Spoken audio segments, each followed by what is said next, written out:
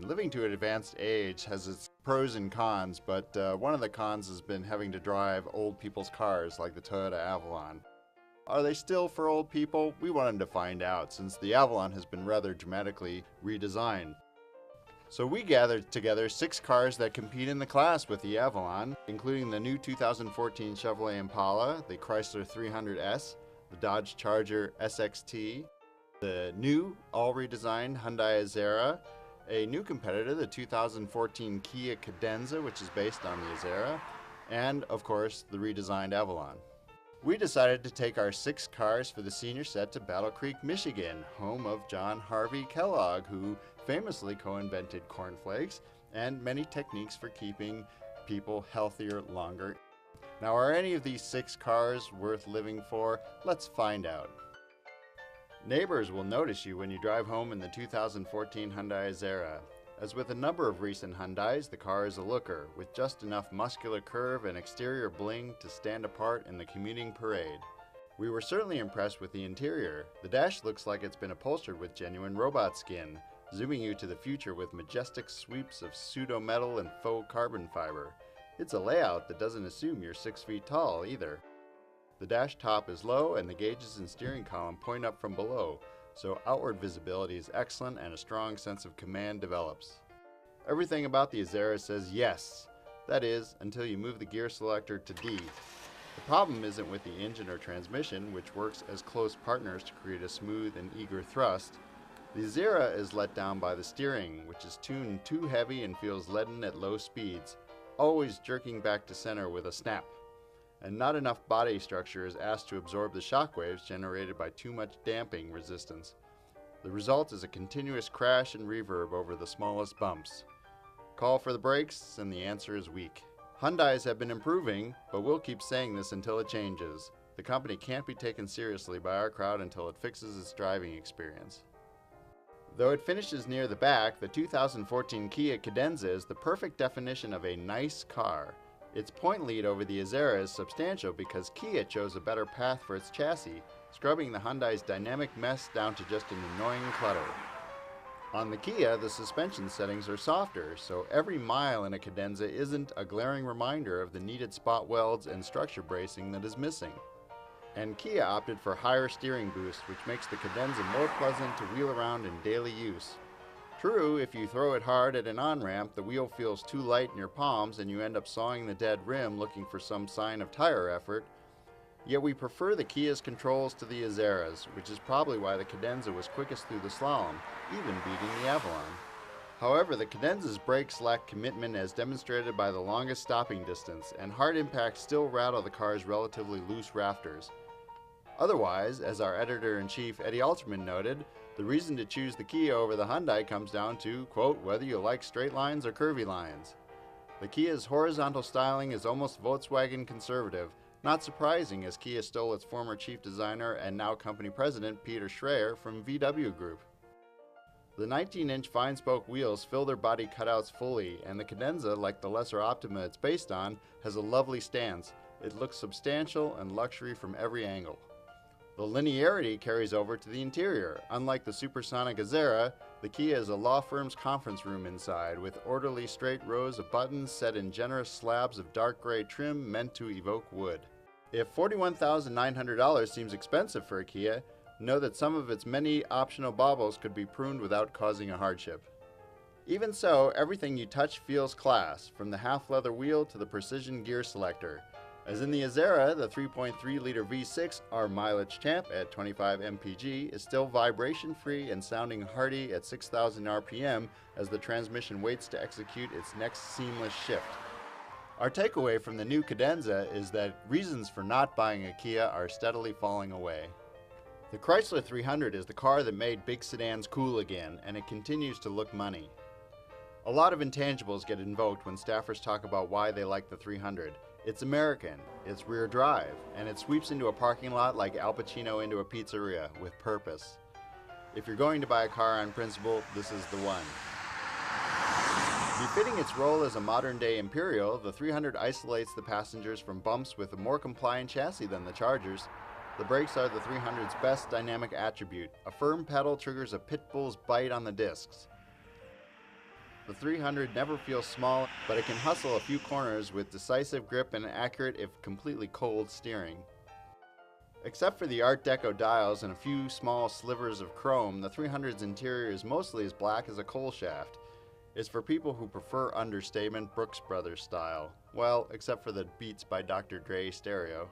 The most disappointing thing about the 300 is that the rear drive doesn't do much for the handling, and you give up a lot of interior space for it. There's plenty of understeer and body float, and as in the Charger, the 8-speed transmission does its business slowly, even in sport mode, as the V6 works hard to keep the heavy mass moving.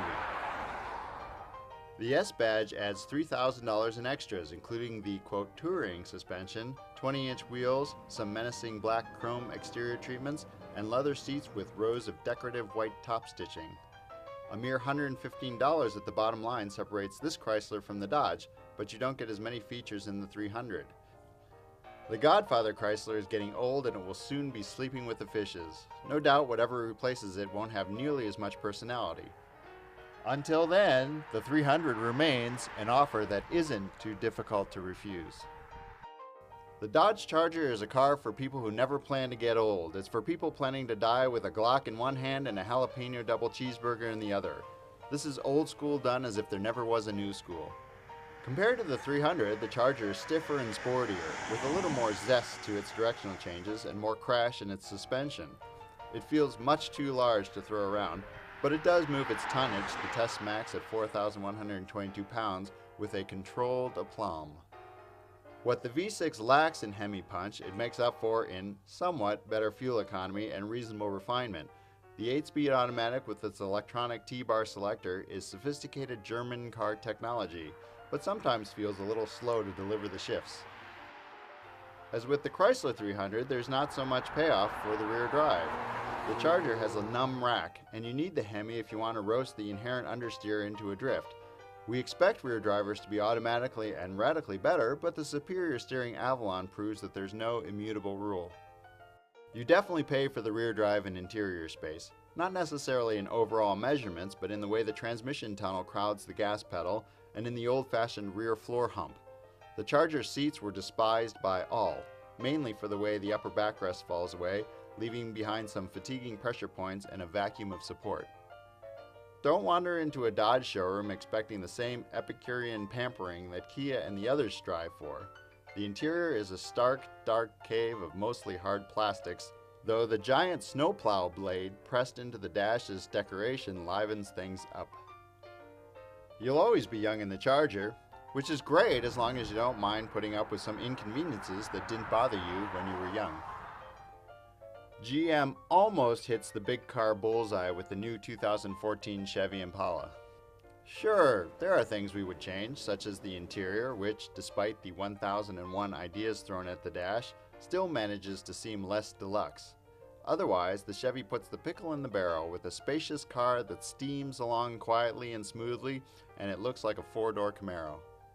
GM assumes you want big iron because you need space. The Impala's cathedral-sized trunk is the largest at 19 cubic feet, and it's accessed through a clamshell lid that looks like it'll take a pair of skis sideways. The front seats have the most cubic feet in the test, and the folding rear seats don't pinch either, offering ample head and knee clearance. The 3.6-liter V6 purrs quietly, and it hits the high notes with a minimum of buzz, making for the quickest acceleration times, albeit in a field where the 60-mile-per-hour sprint times are separated by only half a second. The Impala's pavement stickiness is solid, making for fast passage through corners, and compared to the Korean twins, the Impala feels as solid as a Mercedes S-Class. The body soaks up the pavement blows better than any car in this test, offering the best ride. But the Impala is no floater. It leans and pitches no more than necessary and feels tied down in fast twisties. Two things we'd ask for are more steering feedback and better brake feel. The pedal pushes through a lot of sponge before finally finding brakes to engage. In many ways, the Impala strikes a better ride and handling balance than the Avalon, which has a rigid harshness to its ride. Do buyers in this class really want a stiff suspension? GM doesn't think so, and neither do we. Toyota has been in this game for a while, and it's learned a few things, like how to make a car with copious interior space, a rigid structure, and decent steering. These necessary elements all come together in the Avalon, which isn't completely ugly either, finally. The Avalon is sprung too stiffly for being the old guy's Toyota, but its suspension is more sophisticated than that of the Korean twins. It takes the rough stuff with far less body shudder, dampening out the audible tire slap to distant whumps. The alert steering is weighted just right between the too soft Kia and the too heavy Azera, with a more natural rise in effort as you bend the Avalon around a curve. The test Featherlight at 3,521 pounds is also the quickest car, posting the best acceleration numbers and earning strong slalom and skid pad slips. The Avalon's dash looks like an architectural student's final project. Overlapping surfaces create a deep three-dimensionality that is both fascinating and modern, though the chrome wings around the gauges remind us of horn-rimmed glasses. The scores seesaw through this test. The Avalon joins the other Far Easterners by earning high marks in the static categories of design and fit and finish, while the Detroiters do better in the dynamic categories.